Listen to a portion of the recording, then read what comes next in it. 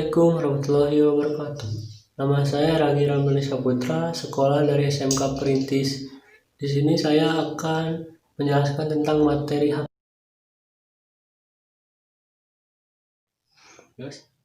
Pengertian haki merupakan terjemahan dari IPR yang artinya adalah pemahaman mengenai hak atas kekayaan yang timbul dari kemampuan intelektual manusia yang mempunyai hubungan dengan seseorang secara pribadi, yaitu HAM adalah eksklusif yang diberikan suatu hukum atau peraturan kepada seseorang atau sekelompok orang atas karya ciptanya. Pada intinya, haki adalah hak untuk menikmati secara ekonomis hasil dari suatu kreativitas intelektual. 2. Sejarah singkat perkembangan haki di Indonesia. Hak kekayaan intelektual di Indonesia sudah dikenal sejak tahun 1844. Pada tahun 1990 mulai berlaku Undang-Undang Paten Oktrooi di Indonesia, India, Belanda, yang kemudian diikuti Undang-Undang Merek Industri Eigendom dan Undang-Undang Hak Cipta Outresway tahun 1912. Prinsip ekonomi, kegiatan kreatif dan daya pikir manusia yang manfaat serta nilai ekonomi yang akan memberi keuntungan kepada pemilik hak cipta. B. Prinsip keadilan, suatu perlindungan hukum bagi pemilik suatu hasil intelektual sehingga memiliki kekuasaan dalam penggunaan haki terhadap karyanya. C. Prinsip kebudayaan, pengembangan diri ilmu, pengetahuan sastra dan seni guna meningkatkan taraf kehidupan dan dalam penggunaan haki terhadap karyanya. D. Prinsip sosial, mengatur kepentingan manusia sebagai negara sehingga hak yang telah diberikan oleh hukum atas suatu tujuan haki. 1. Antisipasi kemungkinan melanggar hak milik pihak lain. 2. Meningkatkan daya kompetisi dan bangsa pasar dalam komersialisasi kekayaan intelektual. 3. Dapat dijadikan sebagai strategi penelitian usaha industri dan Indonesia.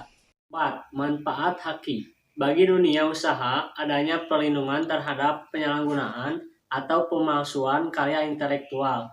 B. Bagi investor, dapat menjamin kepastian hukum baik individu maupun kelompok.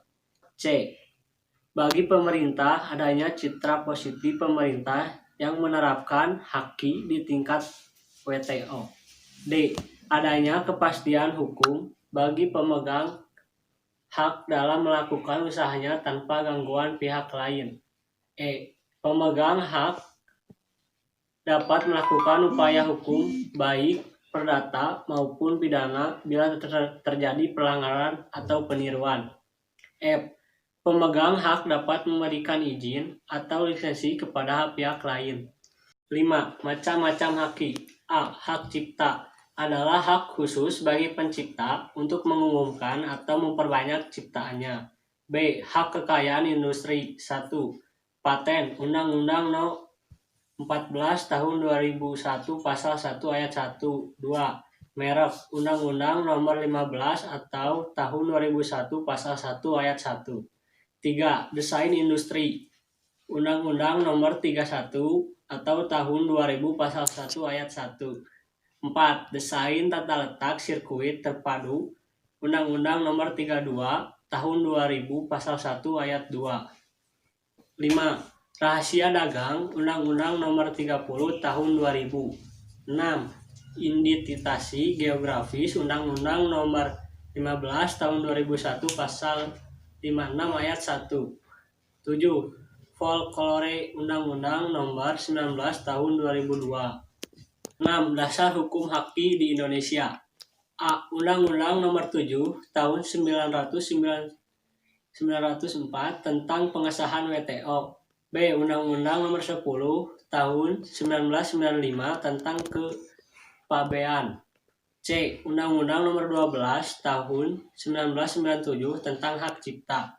D. Undang-Undang Nomor 14 Tahun 1997 tentang merek.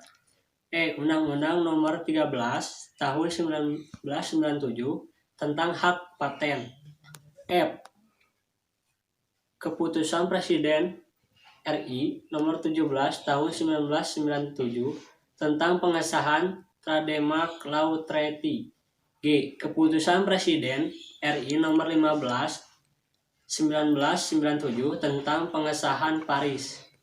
H. Keputusan Presiden RI Nomor 18 Tahun 1997 tentang pengesahan Berne Convention for the Perfection of Literary and Architecture. I. Keputusan Presiden RI Nomor 19 Tahun 1997 tentang pengesahan WIPO Copyright Treaty. J. Berdasarkan peraturan-peraturan tersebut, maka hak atas kekayaan intelektual haki dapat dilaksanakan. Hal-hal yang tidak dianggap sebagai pelanggaran hak cipta. A. Penggunaan ciptaan pihak lain untuk keperluan pendidikan, penelitian, penulisan karya ilmiah, penyusunan laporan, kritik, dan tinjauan suatu masalah dengan ketentuan tidak merugikan kepentingan yang wajar bagi pencipta. B.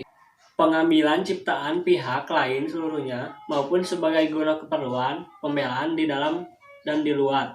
C. Pengambilan ciptaan pihak lain bagi seluruh maupun sebagai guna keperluan. D. Ceramah yang semata-mata untuk tujuan pendidikan ilmu pengetahuan. E. Petunjuk atau pementas yang tidak dipungut bayaran dengan ketentuan tidak merugikan kepentingan yang wajar bagi penciptanya.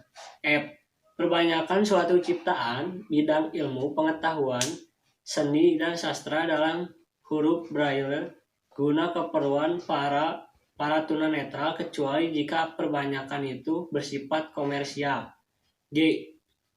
Perbanyakan suatu ciptaan selain program komputer. H.